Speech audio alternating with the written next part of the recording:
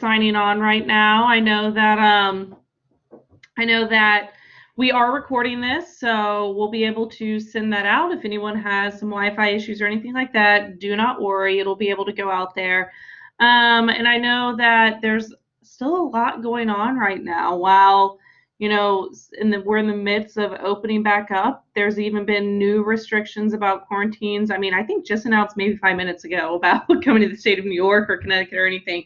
So the world is ever evolving. But one thing we do know during all of this is that website traffic is up and at unprecedented levels. So we've seen some rises and estimations upwards of 60%. Folks are now spending more time on those websites, kind of looking for things. We had a great session a couple weeks ago about how to make sure that your website was looking its best and doing exactly what it needed to do to tell the message of your company. And today we're going to talk about, in the midst of everything pandemic, in the midst of everyone getting on and signing on and looking for your website, how do you make sure it's your website that people are going to, and how do you drive traffic to that website? And I think it's, an important conversation we were just having earlier today, that in the midst of not having all the conferences and things that we've had in the past, how do you make sure that you're still making the connections with the people that you want to make the connections to and standing out amongst the crowd? So with that, I am very thankful for the fact that Scott has been able to join us again for this. He just admitted that it is a busy, super busy time of the year, and obviously just landed a huge deal as well, so that's awesome. But has still carved out an hour amongst the chaos to join us. I know that he also may have a few dogs in the background that might also join us, so it could become a party from the Nadson household, and we look forward to welcoming anyone and everyone that makes that appearance. But again, Scott, CEO of Ensemble Video, long time partner of the IVMF, and someone that is a very, very good friend. And with that, I will hand it over to Scott.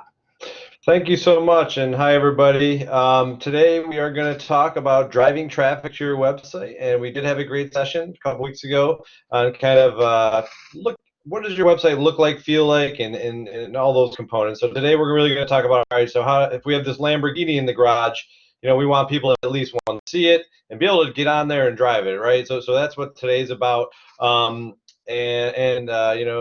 Also I can definitely relate to the increase in website traffic. We'll see some numbers on some sites that I use, and you'll see that there has been a spike in traffic on our website as well in our business. So my name is Scott. I'm the CEO, co-founder of Ensemble Video. Ensemble Video is a software product. We invented it in about 2005.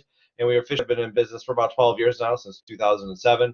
I'm also a digital marketing adjunct at Syracuse University. I've been making web pages since 1999. I've been driving traffic to web pages since 1999. So while I am a CEO, and that's a lot of fun, and there's a lot of challenges and pressure, my favorite thing to do is actually make websites, make graphics, and I always try to find time to do that because that's really purely what I love doing. But I've graduated into new roles and challenges.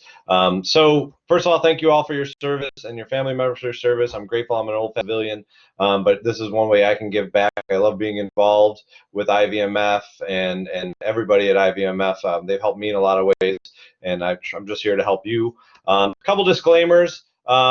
I have a lot of energy, so I talk fast. I am a fast-talking New Yorker. If you're not from New York State, please feel free to interrupt me and ask questions. I am help you, but I am a fast-talking New Yorker. I apologize. It is a fatal flaw of me.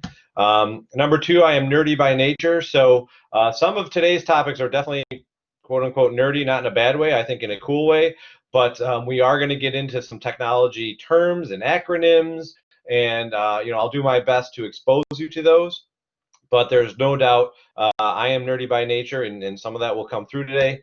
Also, I'm here to help you grow. So all of these seeds that I plant today are really designed to help you and your business grow. There's so much involved in driving traffic to your website.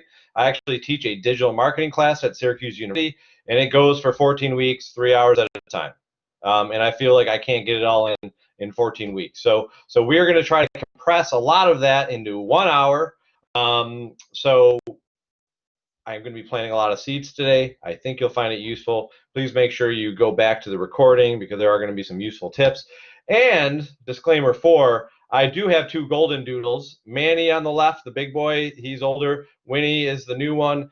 Manny does not bark, but now because of Winnie, if Winnie barks, Manny barks. It's just the way it goes, and some of you guys can relate. So if somebody walks by with their dog, a postman comes, a bird is out in the front yard, you will hear them. So I apologize. So today we're here for driving traffic to your website.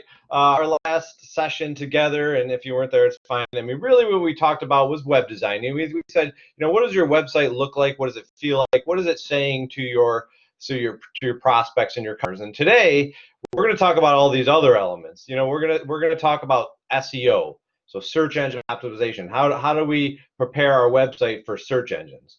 We're going to talk about Google Analytics and what are key performance indicators of our website? How do we add them to our website? How do we get exposed to them? And I'll show you a little bit of that today. We'll talk about a little bit about email marketing. I'm sure a lot of you are doing email marketing. It's a great tool. There's a lot of return on investment in email marketing. So we'll get into a little bit of that, some of the do's and don'ts. We'll talk a little bit about advertising, mostly search engine advertising. There's all kinds of advertising we can do online. I don't have enough time to go through all of them, but I can tell you that there are certain ones that I know are relatively effective for certain reasons, and we'll talk about that.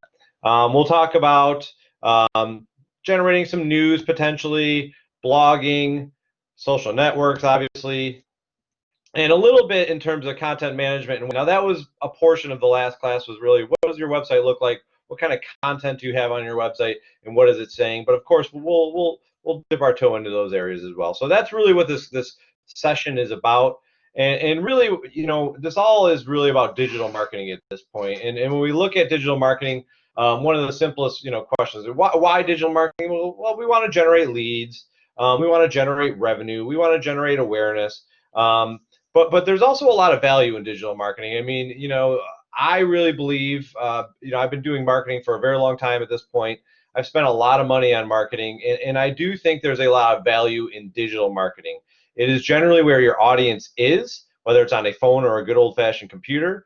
It is something that they respond to. It is quick access. It's always on. So outside of just reach, I think value is one of the biggest considerations when you start getting into digital marketing and all those elements we're going to talk about today. It's really, really important. And then the other piece is in terms of precision.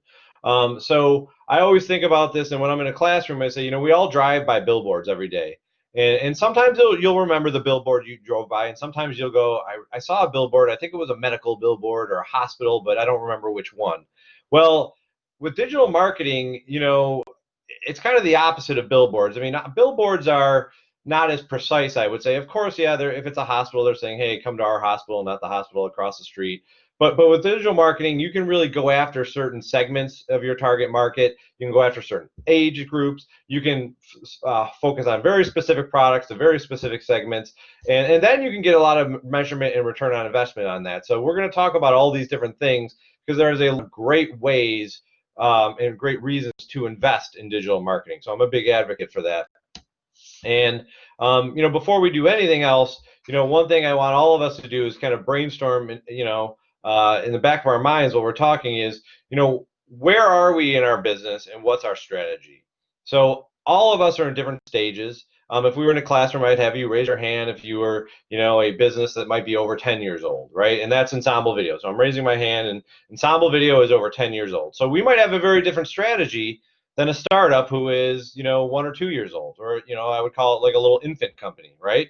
And of course, there's toddlers in the room that have been around for 3 or 4 years, and they're starting to walk on their own, and they're starting to speak on their own, and they've determined and internalized their message, right? And they know where they're going, and they're growing up as a company. So we're all in different stages and all have different strategies. So some of the things you have to think about before we start spending time and money on digital marketing and driving traffic to our website is truly on the left. What are our objectives? So in Ensemble Video, our bread and butter customer is higher education and K-12 schools. So we sell mostly 90% of our business is to educational organizations. One of our objectives is to start getting exposure to businesses, government, and healthcare. so in our case at Ensemble Video, and I'll show you this on our website, one of our objectives is saying, we have video solutions for every industry, not just education. Because for a while, we were known as only for education, right? So you can think of it in your head, what are my objectives? Am I just trying to get a buzz about my company because we're new? Or am I trying to highlight a specific product, right? Also, we have to start thinking about who is in our target market, okay? So a lot of times I ask, who is in your target market? And a lot of you may say, I hope not, but they may say everybody's my target market, and that's not usually true, right? You can't be precise. You're going to spend a lot of money if you're trying to market to everybody, right? So we have to start segmenting and breaking down and saying, like, you know what, my website, even though our bread and butter is higher education, I have to really limit it. And really, what we do is we limit it to higher education and businesses, and of course, we have a little bit of information about healthcare and government. So you have to kind of think about that. Who am I really speaking to? Because your visual communication strategies and your verbal and text and copy has to speak to that target market, and obviously show them the products that apply to them. And some of these are obvious, but some people do swing and miss on these once in a while. Then are we thinking about offering products and highlighting products or services, right? So there's different ways to do that, and there's different strategies with different digital marketing tactics. So hopefully I'll be able to coach you up on a couple of those different strategies. And then this is the big curveball or the wrinkle for everybody. And this is the big variable in this equation. What are your capabilities individually in terms of how technical you are or how much bandwidth you have for this in terms of time, and what is your budget? And that's where there's going to be a lot of variety on this call. So as my role has increased at Ensemble Video, I used to do digital marketing and create graphics and have so much fun every single day at Ensemble Video. As the CEO, I have seen that my digital marketing capabilities and bandwidth in terms of being able to do it has gone down. Our budget has gone up a little bit, which is good, but ultimately you have to be realistic and say, okay, this is what I can accomplish, because I only have X amount of hours in a day or in a week. So we have to be, and also don't be too hard on yourself, I would always say, okay? Because, everybody loves to beat themselves up. I think I play golf a lot, and I love to beat myself off at golf because I'm not perfect at it. But you have to be the same way. You have to kind of take things and as experimental, you're trying to generate awareness. Don't beat yourself up, especially if you don't have that much time and budget, right? You can't be perfect. So you just gotta be realistic. These are things you really gotta out as we grow our digital marketing activities and strategy. So the next thing, and this is good for kind of mental jumping jacks for this session, is do you really know and understand your customer journey? So some of you that have been exposed to marketing in the past has probably heard about the customer journey. Some of you have not. I guarantee that every single one of us on this call has gone through a customer journey. And what a customer journey looks like is I am looking for a product. So maybe I'm looking for, what did I just recently buy? And somebody might have bought something. Let's say I'm looking for golf balls, right? This is just a simple one. And I'm looking for a certain type of golf ball. I hit the ball too high problem, so I want a ball that has a lower flight, right? So what does a consumer do? They search, right? So I'm in the awareness stage of actually putting in search terms in a search engine, trying to figure out, are there low flight golf balls? That's a very specific search, but it will lead to business for a certain type of golf ball, and it did, right? Some of you might have bought a clothing item, a car, an electronic item, whatever it may be, but generally you start in this awareness phase on the left, and you're seeing display ads, you're searching, you might be seeing paid content, right? So you have to understand, especially in this session, we're going to talk a lot about search, and understand, what do people search for? And then I have to have content that shows up to them. And then once you get them on your website, you want to obviously acquire their email so you can start emailing them. And then they get in this consideration phase. We've all been in this consideration phase. So when I search for these certain golf balls, there are different brands that provide low flight golf balls, right? They don't go as high, they just go farther, hopefully. And I have to start weighing, okay, well, this one there's a price for this one. It's a certain brand, has certain characteristics versus these other two golf balls, right? And we've all done this with cars, electronic items, and clothes, and every other product we buy, right? So you start getting in this consideration phase. Well, how how do consumers consider things? They look at reviews on social media, they look at reviews on third-party sites, and they look at websites and landing pages, right? So perfect for this session. We'll talk about that. Then they get into purchasing. Some of us can actually do point of sales and purchases on our website. We do it in Ensemble Video. Some of you don't need it. It might be outside of your website, but that can be very useful. It could be on your website or your mobile app, right? And then you get into service. What is service? It's, hey, I have a question, Scott, or I need some support, or I want to get in a chat room with other customers of this car or product so that I can learn things, right? And social media is a great place for that self-service, and so are some of us have dedicated support sites. So we've all been on this journey, and at the end, we've all seen this. Emails with promo codes, with discounts, loyalty programs, surveys, offers to customers, right? So this is another strategic thing that you need to formalize at some point in your mind and on paper, I would say, and even in a PowerPoint. And you really need to figure out, do I know how my customers get to my business, how they get through each stage? And we're going to talk about a lot of these because guess what? There's a ton of great digital touch points, right? And that's what this class and this session is about. Digital touch points. How are we going to talk to our customer digitally through screens, not the old-fashioned, no offense, physical touch points, radio, TV, print, outdoor marketing. We're not doing that here. We're doing digital touch points.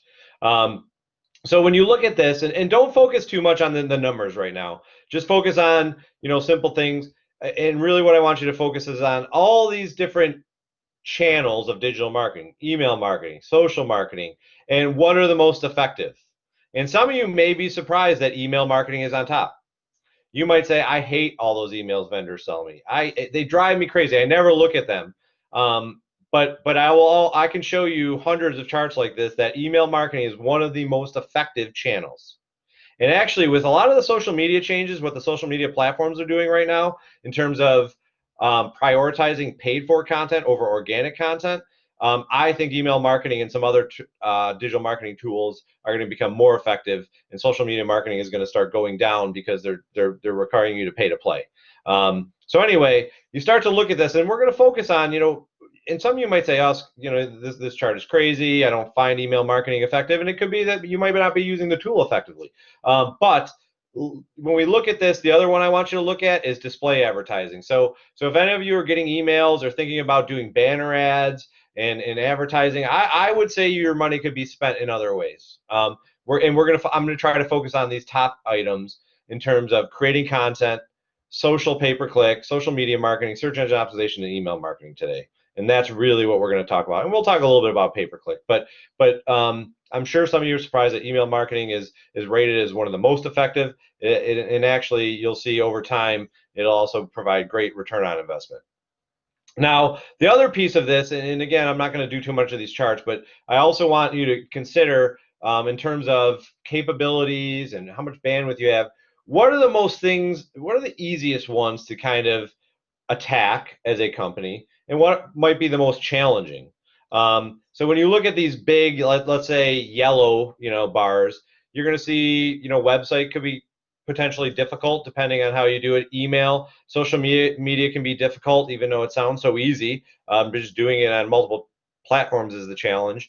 Organic search. So some of these things are, I would say, not simple. They are going to require some time and effort. But you have to let's always look at what's the most effective: website, email, social. That's search. That's what we're going to be focusing on today. So when we get into search and we look at the way search engines have evolved, these heat maps are very interesting because I'm definitely a nerd about this stuff. I really am always interested in the way Google changes the way they lay out their information. And in the early days, in 2005, there were not as many ads showing up in Google. It was definitely very important to be at the top, above the scroll line, and then they started bringing images in, and now you're going to see a combination of images, ads, and they're trying to generate clicks, because if you don't know this, Google generates about 87 to 90% of their revenue from advertising on their search engine. I know Google makes cars that supposedly drive themselves, and they do all this cool stuff. I will tell you, without search engine advertising, Google would not exist, and they would not be the powerhouse they are. So they are doing the best. If you really look at Google today, on showing their ads and getting you to click on their ads. And I know nobody here clicks on their Google ads. That's why Google is a powerhouse, because everybody clicks on their ads. We'll get in there. So the first thing we need to understand, and the fundamentals is, we're going to talk about search engines. So how do search engines work? We know that we can type a search term in and hit Google search and hit enter, and you're going to be given many terms, but that's not what this is about. This is about understanding the mechanics of this so you can apply it to your business. And really, don't worry too much about reading the words. Please don't read the words. I want you to learn about this little insect called a spider. Okay, so what happens is Google and other search engines have these little spiders that go from website to website, and they kind of read and consume all the information. All right, so they go to a site and they figure out what a site is about. They don't care about colors. They don't care about branding. They don't care about, are you clashing? Do you have pretty images? Do you have diversity in your images? What they care about is the words on your images. I'm sorry, on your website. Report back to the Google database, and then when somebody searches, the Google database kind of knows, like, hey, this site is about golf balls, or this site is about video platforms, or this site is about landscaping. So to give you a visual example of actually what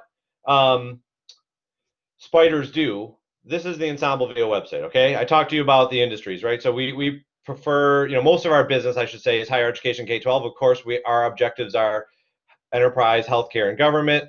And we say that right here, Ensemble Video Industry Solutions for everybody, right?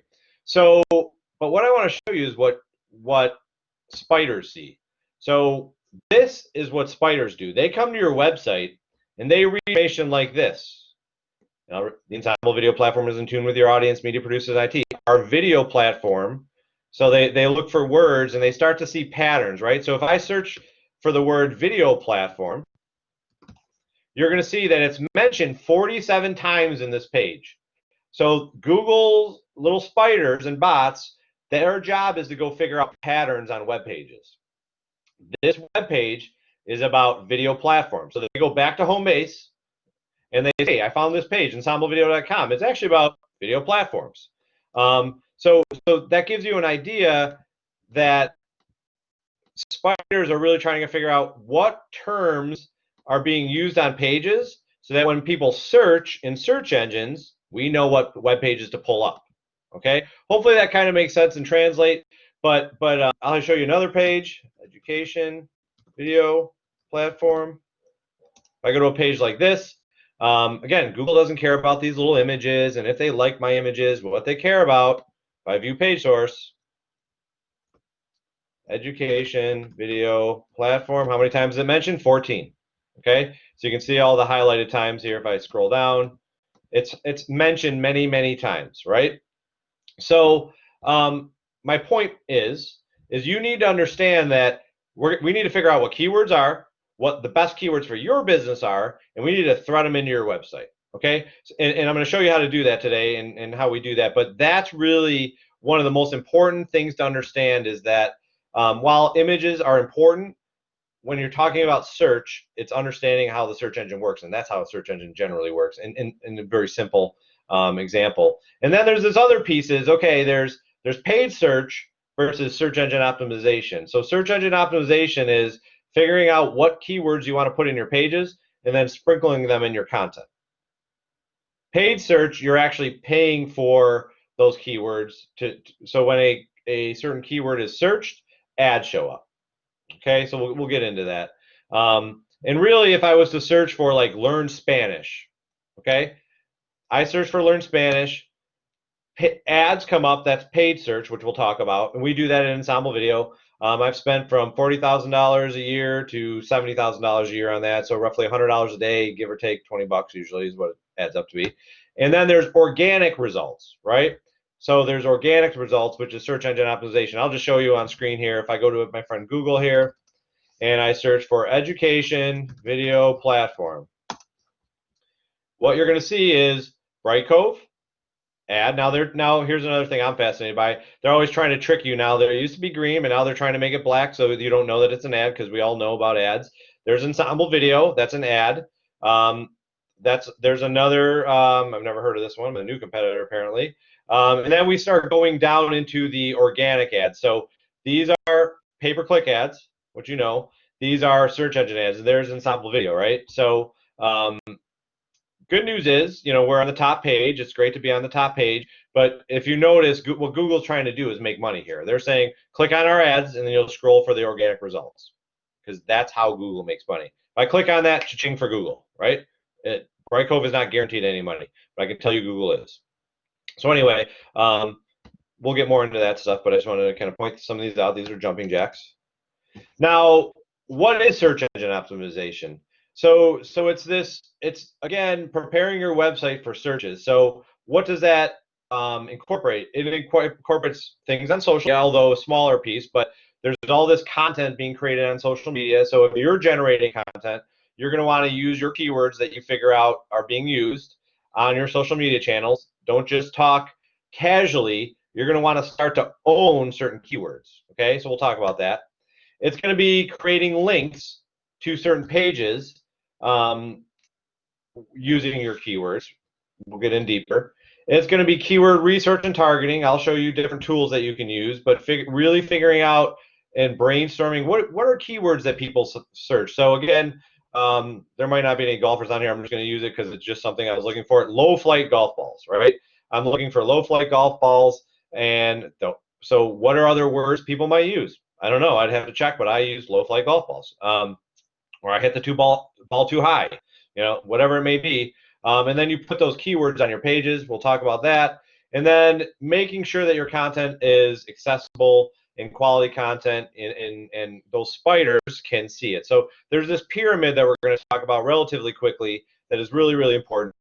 And again, SEO is the art and science of preparing your website to enhance its chances of being ranked in the results of websites, search engines, okay? So keyword analysis. What are people searching? All right, that's an Ensemble Video. It's video platform, educational video platform, enterprise video platform. So I know these terms, and then I start putting them in our web page. Here's the most challenging piece. What quality sites link to yours using your keywords? So what do I mean by that? So let me show you. It's easier to show you. If I do Rice University, video platform, streaming media. Don't worry about my spelling. Here we go. Okay, so there's an article, right here, and there's our company. This is something we did many years ago, 2013. We had a case study written, and what happens is, I remember writing this and saying, the editor goes, Scott, why aren't you using Ensemble Video as a link? And I said, because nobody knows Ensemble Video. They're not going to search for Ensemble Video, but what they are going to search for is media management, video content management, online video platform, video content management, leading video platforms. So when I say quality sites linking to yours, this is a quality site in our industry. These are keywords that link to specific pages on our website. So not only do you want to understand the keywords, you want these keywords on other people's websites linking to yours. So that's the hardest thing to do in search engine optimization, because usually you have to pay for it. You have to pay them to put an article on your page, but you don't want it just to say Ensemble Video, because not everybody searches for Ensemble Video. And if they knew it, they're just going to get to your website. What you want to do is have them use your keywords that you're going after in their content, because remember those spiders I talked about? They go to pages just like this as well. So when they see that word, video platform, they go, hey, I've seen that word. I'm going to go put that in the database that this popular website says that Ensemble is a great video platform. So it's those, and when I thought this, if we all went to high school, I would assume, and there was a popularity contest in high school, it's the same thing. You want popular websites linking to you with your keywords. So if Fox News, CNN, MSNBC, all the media sites link to your website using your keywords, that would be a great thing for you. Okay, that's a simple way of thinking about it. So that is the most challenging thing, is, you know, figuring out how do you get quality sites linking to yours with your target keywords. All right, so we'll talk a little bit more about this stuff, but but that's like the nuts and bolts of search engine optimization. And really, the why SEO is simple. Higher up on the SERP pages. So what the heck's a SERP, Scott? It's a search engine results page. So you want to be higher up on the search engine results page. You want to get better targeted traffic, right? So that's really important, because I don't know if any of you guys have gotten leads on your website that are so not relevant and so a waste of time. I get them all the time. Drives me crazy. I want to work with targeted traffic, because that provides really good return on investment and increased revenue. So the other fact is, most consumers truly start with search. They don't open up a phone book anymore. I don't even get a phone book anymore at my house. I don't know if you do. It's possible that you do, but most consumers start with search. So a good example is, and let's talk about, let's say, and I'm not going to use the golf ball strategy. I'm excited that the Major League Baseball is starting, because I used to play baseball in college. So if I wanted to buy a hat, I could say I want a hat. Now, what kind of hat, right? So you start getting, and that's a very generic key term. It's not specific. It's not targeted traffic. I mean, I'm not going to wear this kind of hat, right? I might wear this hat, this hat, this hat, this hat, this hat. I'm not going to wear the sunflower hat. I can tell you that right now. I might go with the Run DMC Adidas hat. I like it. But you can see when I put in the word hat, Google's saying, that's not really that specific. I'm going to show you a bunch of stuff, Scott. But if I did a baseball hat, now we're starting to filter it, right? So we're getting into Yankees, Dodgers. I'm a Cleveland Indians fan. I'm originally from Cleveland, the MLB shop. Still not very specific, right? A lot of these I'm not going to buy. I can go Cleveland Indians hat. Now I'm getting more specific. So, okay, maybe. But really what I want is, I wear my hat backwards all the time, and I like snapback hats. So snapback Cleveland Indians hat. Now we're getting accurate results. That wouldn't really be my favorite technically, but we're starting to see more relevant results that I actually might buy. I could go to the shopping tab. So what this process I just went through with you is kind of showing you what you need to think about: long tail keywords. You don't want, and another way of looking at it is like ensemble video. If I put the word video in here, who the heck knows what's going to come up? There's billions and billions of results, right? Or trillions. But if I start putting video editor in, we start narrowing that down. If I do education video platform, we start narrowing it down even further, right? And getting very specific. So one of the big key pieces too is understanding, okay, I can't go after generic terms. I need to go after what we call long tail terms, very specific terms. So if I was a baker and I sold cupcakes, I wouldn't just go after the word cupcakes. I might go after Syracuse Bakery, best cupcakes in Syracuse, or there's one, best cupcakes in Syracuse, catering, or cupcakes for wedding. You start using phrases that you search for, because most of us, and I'm sure you're nodding your heads, we search for phrases now. We don't just put in generic words, right? So those generic words, like the word hat, is a fathead keyword, we call it. It's not specific enough. But snapback Cleveland Indians hat is very specific and will give me very specific results, and you got a buyer on the line. So a good example is tomato plant, right? Say you're a gardener, you have a gardening blog. You put the word tomato plant in a website, you're going to get a lot of searches, right? Are you buying a tomato plant? Are you teaching people how to grow tomato plants? You get 22,000 average monthly searches. But if you're like a farmer who has a blog, or you're trying to coach people up, here's a different one, which much more specific results that you might want to use: when to plant tomatoes. So you're giving them an article, and it's going to be very focused results for very focused people. And then another one, and we have hydrangeas in our backyard, and I did something just like this the other day. Is why are my tomato plants turning yellow? And instead of mine, it said, why are my hydrangea leaves curling, right? Because they didn't have enough water, and it has not rained in Syracuse for 2 weeks. So those are very specific searches that really need to generate very specific results so you get a good conversion. And sometimes it's information, and sometimes it's a sale. So hopefully those long tail keywords make sense, because they're really, really important. And again, just to beat a dead horse here, as I would say, if we look at like headwear, again, hats to baseball cap, baseball hat, Cleveland Indians baseball hat, right? That's that progression. We want to focus on long tail. I want you guys and gals to focus on long tail keywords on your website. Coffee, if I'm looking for coffee, coffee shop, cafe, not specific enough. I think we were in Dallas, Texas recently in one of these sessions, and if I was in Dallas, coffee shop, Dallas, Texas. What if I wanted a local cafe, Dallas, Texas?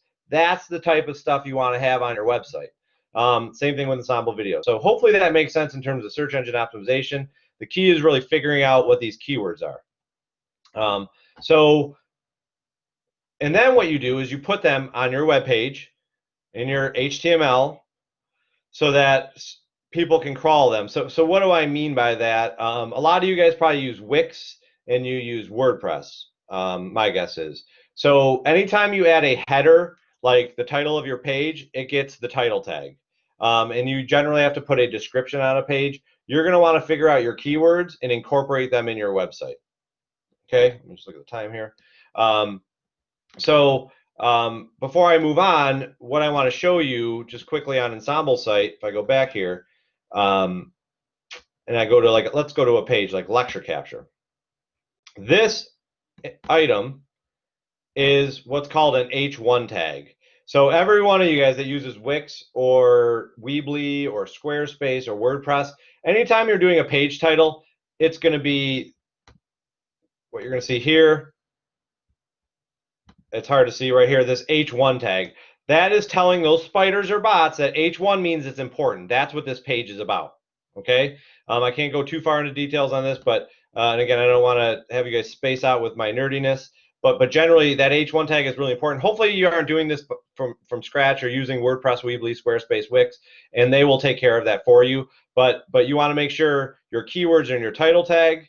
Your keywords are going to be in your metadata. So if you get to classify and define your pages in your content management system, you want to make sure that you're using those words: lecture capture, low cost lecture capture, cheap lecture capture. So that's really important. And again, that's what spiders see. So you have to determine what those keywords are. And there's lots of ways to do that. So there's free options that I would tell you to go to Google and search for free keyword tool. There are going to be thousands of them. I would start with things like Word Tracker is a good one. Ahrefs, this guy's great, Neil Patel. There's all kinds of resources online for you to get free keyword research, and it'll start telling you, what terms are searched, based on, a certain landing page. So let's use my lecture capture landing page. And I'll just put in lecture capture. Let's see. Give me technology, please. No, of course not. Let's do this. So what it should do, hopefully, is it's going to go in and again, it's going to start telling me different things that have been searched: hosted video, live broadcast, video platforms, online screen sharing. So this, just for free, I'm getting an idea of what words are being searched that are related to this. You want to know the freest way, if that's a real word? Watch this. Lecture capture. I would go after those words right there. Some of them, maybe lecture capture software, lecture capture hardware, lecture capture camera. If I did low flight golf balls. So you start to see other related terms that you can start to use and put into your keyword analysis. Low spin. Google is just going to give you those ideas for free. So if you got $0 for a marketing budget, here's a great way. Syracuse landscaper. Oop, I can't spell. You'll figure that out about me really quick. But anyway, you get an idea here. So those suggestions are a really good way for you to figure out stuff. Now, I use a very professional tool called SEMrush. Don't get overwhelmed with all the business going on the screen. What I want you to know, though, is there are different tools you can subscribe to that are like $9 a month up to $50 a month that help you figure out what keywords can be searched. So if I enter a keyword like low flight golf ball, what it should do is go tell me all the volume and all the different keywords that are related. So you don't want to just focus on one keyword. You want to focus on many. If I was to do mobile learning software, and you'll see all these different key terms. And it tells me the volume, so how much it's being searched, and it has all kinds of different quantifying information. Not super important right now, but you want to use long tail keywords, those longer keywords. Now, another neat thing that, and this is what you start to get into in my world, is you start going after these keywords and figuring out and tracking. I used to do this manually, to be completely honest with you, of figuring out, okay, well, where do I rank for certain keywords versus our competitors? So these are all venture funded B, so I'm super happy that we're in the top 3. These guys have 500 million in funding. We have like 500,000. So we actually look bigger than them online, even though they have $400 million of funding. Then you get to rank and say, how many rankings do you have in the top 3? Rankings in the top 10, rankings in the top 20. So you get to get all kinds of analysis on this. And it's really, really useful, honestly, for me. But the idea is that you really want to figure out, and I can see like position ranking. Which one am I number 1? Where am I going up and down? And so you when you really get into this, you start figuring out. It's like if you follow sports, like, hey, this is the number 1 ranked team, and this one's increasing or decreasing. So there's some really interesting stuff here. But you can kind of see all the keywords I go after. Many of them have 4 terms, right? I am trying to get the 4-term, 5-term keywords, not the 2 terms. Sometimes I am 2 terms, but there's a lot of competition there. So anyway, I can't go too deep into this because I want to get into some other stuff. But if I could pause for a second and see if anybody has any questions on search engine optimization, and we'll stop for questions at the end too.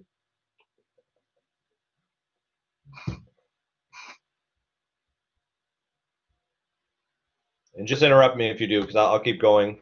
Yes, I don't think I have any questions particularly, but we did have someone ask about ClickFunnels. I don't know if you're planning to cover that.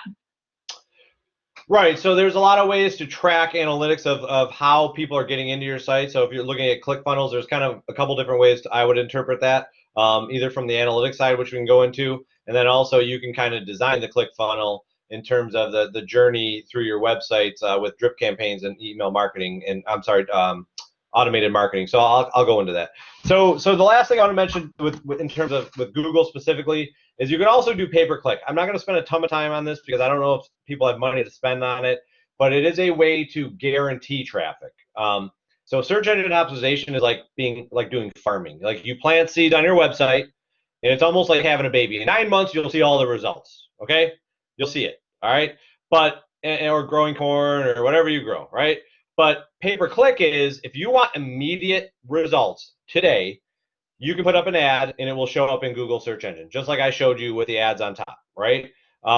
So they're used for different tools. If you need fast traffic, immediate traffic, and you have a budget, pay-per-click's the way to do it. If you want to generate results long-term, search engine optimization is the way to go. I would always argue start with search engine optimization personally, and you can do pay-per-click when you have the budget. Basically, you're creating ads and getting reporting, and you're still going after keywords. So I'm going to show you this really quickly. You get a ton of information, and just to show you what Google AdWords looks like. Where's my AdWords? We're in it. So Google AdWords is really interesting because you create campaigns, and again, I'm not going to go too deep into this, but let's use that term lecture capture. You can see I had 64 impressions today. That means the ad showed 64 times. I had 3 clicks, and that cost me $11. Not bad. Now I think there's some more down here. And we've reduced our budget at this time of year because actually let's do today. Because right now our customers are not shopping that much. This is better today.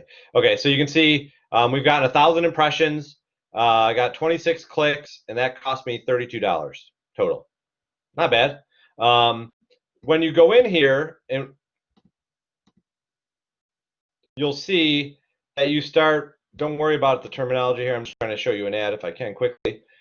You can see that you get all these different keywords that I use, and then it shows me which ones are pulling up ads. Okay, so without going too deep into this, let's see if I can show you an ad. You've seen all these. There's an ad right there. It'll go to that page, but you see the title, the URL, and the text. I mean, that's all you're doing is you're editing copy. So in Google AdWords, if you've never done it, you go, oh my gosh, can I do this? I would argue if you can send an email, I think you can do it. You create a URL, a landing page that will add links to. You generate headlines with your keywords in mind. And you just fill in the information, and Google just starts the machine. They make it so easy. Again, why? Because that's how Google makes money. When they show ads, you click cha-ching to Google. Always, not the company, until they convert it. So anyway, I'm not going to go too deep into Google AdWords. I think there's more important things to cover, and we can talk, getting into the click funnels. But basically, you've seen all of this. In Google AdWords, you can add phone numbers, site links, extensions, ratings. Those are all really important. For those of you that are local brick and mortar businesses, you're going to want to do Google My Business and make sure that you get that postcard and verification for email for your address, your location, your phone number, so that you show up when people search, especially on mobile, and they can do call to click, and you're showing up on their map, right? Those are location extensions from Google My Business. And there's the click to call, which we've all seen. Site links are just more things that people can click on Google Money, but they will argue that it increases the possibility that somebody clicks on your link. I'm skeptical of some of these things, to be honest with you. I've spent hundreds of thousands of dollars with Google in my past, and I don't know if we get it back always. But anyway, there's lots you can do in Google, and there are social extensions, but I do want to get in some other stuff. So the last thing I'll say is who wins with search engine optimization and pay-per-click. Everybody has their own opinions. I certainly have an opinion from my long-term experience. I would say, first of all, you have to look at the pros and cons of each. Again, think of pay-per-click as electricity. Like you can turn it on or off in your house, right? Think of search engine optimization as farming. You have to plant seeds. It takes time. You have to cultivate and nurture, and it's a little bit of work to get search engine optimization going, but do it right, things will grow forever. And we are a good example of a very small company with 15 people, hopefully going into the 30s very soon, that search engine optimization worked for because we look big online. We match up with all of our venture-funded beasts, right? Pay-per-click, another way to think about pay-per-click is if you ever go to a fair and you play the dart game, really, if you buy 3 darts for $5, you're going to get the worst prize they have. If you go up there with $40, you will walk out of there with a big stuffed animal. And again, what I'm saying is it's relevant and relative to the amount you invest in it. So if you want great results from pay-per-click, you're going to have to pay for it, just like the dart game in the fair. Doesn't matter how good of a dart player you are, it matters how much you spend. So pay-per-click has instant results. Money equates instant results. Search engine optimization is farming. So it's a little bit harder. I believe it's a little bit harder because it takes time and effort. But most people click on organic results. Now, other things you can do in Google AdWords is remarketing. You might go, what the heck is remarketing, Scott? And I'll tell you a story. Oh, I know exactly what remarketing is. Has anybody ever gone to a website and gone like, hey, I was just looking at that hotel, or I was just looking at that product? So if I come to weather.com, this is usually a good one because it'll show, let's see what I was looking at. You'll see. Come on. So I was on, actually I was not looking at Mac. I don't know why the heck that is, but anyway, I have a Mac, and maybe they're going after me. But you'll start to see, ads here that are from products you sent. Now, if I go to Facebook, God only knows what Facebook. Don't judge. I've been seeing a lot of, you'll see ads for things.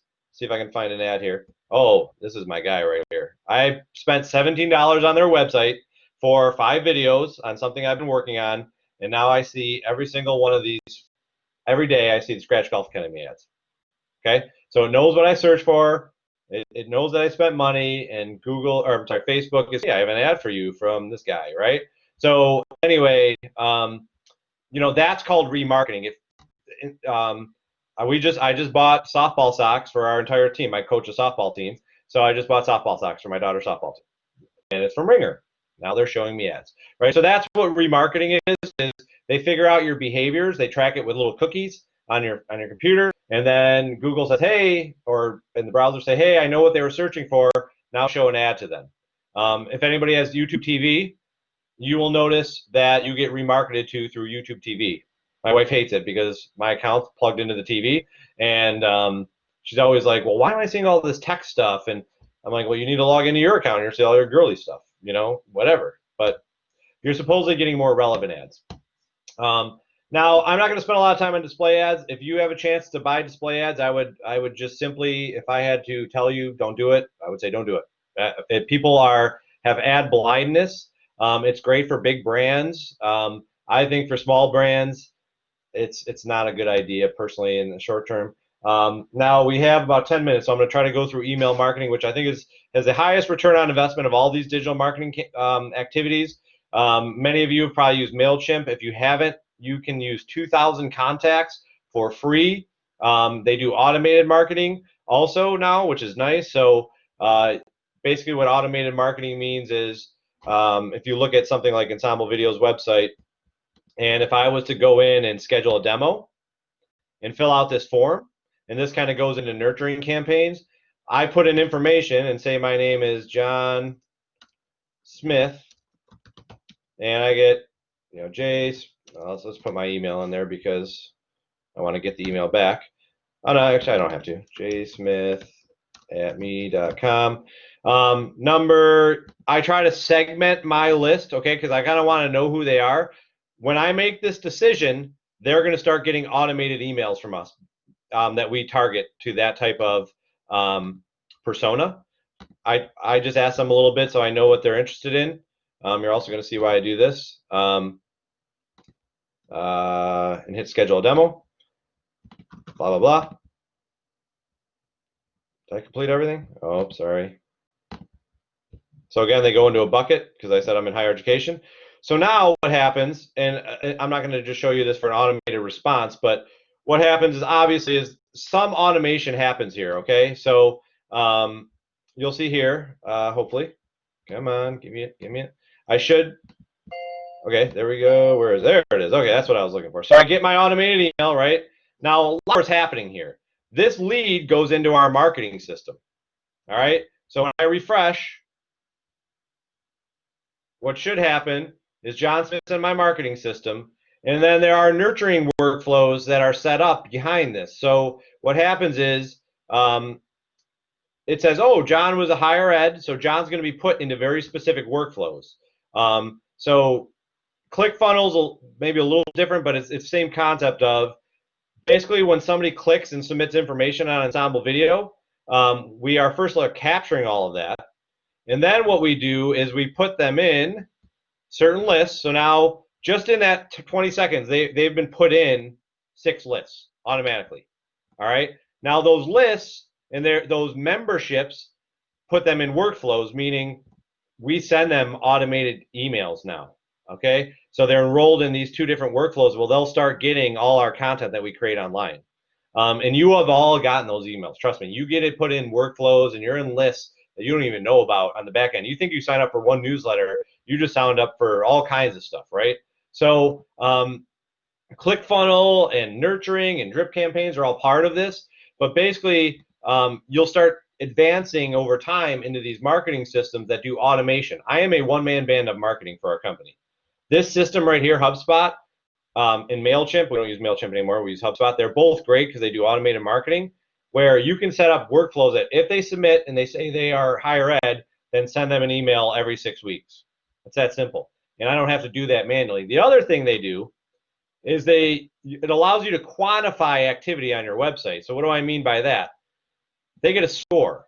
So what's that score from? It tells me exactly, like they get points for when they click on certain pages on our website, when they send emails, when they open emails.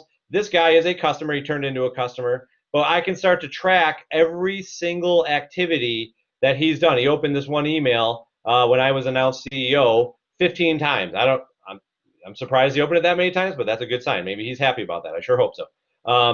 But anyway, I can start tracking, and all their activity gets turned into points, basically, kind of a game. And then as a small business owner, guess what I get to do? I work on these people, the high scores, not the low scores. I don't, so all you guys get these leads in, and you're like, should I call this one? How hard should I work on it? All these people that give me Gmails, they get negatives. I want to know their real email account. I don't want to mess with Gmails and burner accounts. So there's some really neat stuff you can do in these automated marketing campaigns. And I know I'm coming to the end, so I am going to show you one more thing here. Email marketing, very, very important. Most effective, think about email marketing, social media, and SEO. And I'm going to skip to the end here because I didn't get to it. But the last thing I would say, I'm going to share this PowerPoint. You'll have a video. I'm here if you ever have any questions. Consume information and experiment in digital marketing. You're not going to blow up a house or break anything. You can experiment for very little in terms of financial investment. You're going to fail, and then you revise your plan. So I always say churn, baby, churn. It's really, really important in this world to just keep trying things and evolving, and you'll figure out what works, because we have done the same thing. I fail every day at stuff. I'm constantly changing my campaigns and landing pages, and over time, you'll figure it out. But hopefully some of that was useful for you, especially the search engine optimization stuff. We have a couple minutes for questions, I think. Not much, but a couple. Scott, I think JoJo has a question, and I will pass the mic so that they can ask the question. Okay, JoJo, you should have an option to turn on your speaker right now. Okay, there I go. Okay. Hi. So I was working with a nonprofit about 15 years ago, and we were using Constant Contact. Yep. Is that what it's called? Constant Contact. That's one of them. Is that what you just mentioned? Do you use it still, or because I know I have a website, and they're always trying to sell me all of these apps that can do email marketing and all this, but I'm just wondering, do you have an opinion or a suggestion on what maybe a really good one out there is that's worth every bang for your buck?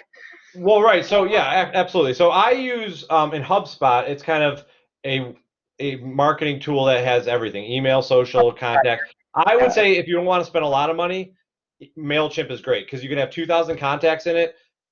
It does great things. I mean, the only reason I moved from MailChimp was our list has grown to bigger than that, and we wanted a little bit more automation. And then, of course, after I did that, MailChimp offered automation. So that's what happens. But HubSpot is a small business weapon in terms of somebody like me, because it does email. But I would say Constant Contact is a good one. There are plenty of great email marketing programs. They're really not that complicated, and they're really all doing the same thing. You put a subject line in, you can use their templates. The most important thing about emails is, what is your list size, and are they relevant leads, number one, and then what kind of content do you have in there, and are they going to open that content? I mean, that's what email marketing comes down to. It's not just, sending it technically and what company does it. It's like, how are you using the tool, and are you, Misty used the word relationships, right? Using email marketing, building a relationship through email marketing can be really effective, because those programs cost $20 a month or $10 a month, and they're free. So that's not a huge investment for a business, and you can really communicate by just sending an email and clicking a button with all of your customers on your list. So I would say MailChimp is a good one, because it's free up to 2,000 contacts, in my opinion. You can certainly graduate into many other platforms, but if you don't want to spend a bunch of money, and MailChimp's a great one, and once you outgrow it, that's a good problem to have, and you'll know exactly what you need. Okay, great. Thank you. Yep. Thanks, Scott. We are right up on time. As always, Scott, awesome training. We had a few comments in the chat box about, this is by far the best training I've found on SEO. Great training. So well done. It's like you've done this before or something. We could do SEO for 5 hours. I know. 12, 20. Or 5 weeks. We could do a long time. But I know that you are very open to any other communication. Yeah. Make sure to share this PowerPoint. I know that you've talked to folks afterwards as well. And while you're busy, I'm sure they can follow up with you anytime they need. We're going to put in the chat box, there is a webinar tomorrow done by our alumni crew that's going to be around marketing in this time. So if you're interested in that, you can tune in at noon tomorrow. But again, I just want to say thank you so much to Scott for hanging out with us today. Really appreciate it. Kind of sad the dogs didn't make an appearance. I was just going to say, I somehow got away with it, but about 2:15 the mailman comes, so you guys were missing that. So right there. So maybe next time. But again, thanks everyone. Really appreciate it and have a great one. All right, everybody. Thank you. Have a great day. Good luck.